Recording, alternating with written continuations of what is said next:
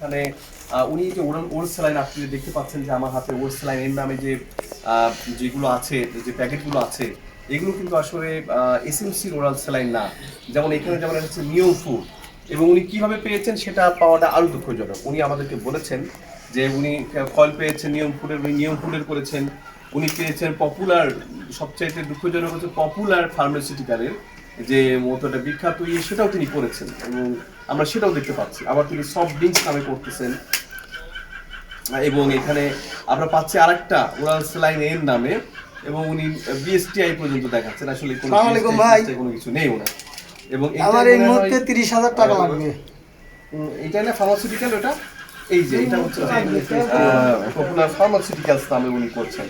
পাশাপাশি যে স্যাকারিনের যে ইয়েগুলো আছে, এই স্যালাইনগুলোতে স্যাকারিনের মতো বিষাক্ত জিনিসও তিনি ব্যবহার করছেন। এবং উনি একটা বয়স্ক মানুষ এবং বয়োবৃদ্ধ মানুষ, তো তারপরেও আসলে এই ধরনের কাজ থেকে নিজেকে নিবৃত রাখতে পারেননি। এই সময়গুলোতে বিশেষ করে যখন রোজা আসে, তখন মানুষের এই প্রচুর চাহিদার প্রেক্ষিতেই তারা এইভাবে মানে ঘুরছি ঘরে, মানে অপরিষ্কার নোংরা পরিবেশে তারা দ্রুত মানে অর্থ লাভের আশায় তারা এগুলো করছেন। তো ওনার বয়স বিবেচনায় উনি মুসলেকা দেওয়ার বিধায় ওনাকে এই আলোকে ওনাকে 30,000 টাকা জরিমানা আরোপ করা হয়েছে এবং এগুলো ধ্বংস করে দেওয়া হচ্ছে, যাতে পরবর্তীতে উনি আর এইগুলো কোনোভাবে না করতে পারেন, এবং এটা করলে পরবর্তীতে ওনার সমস্ত যে আইনের কঠোর ব্যবস্থা নেওয়া আছে সেগুলো না হয়।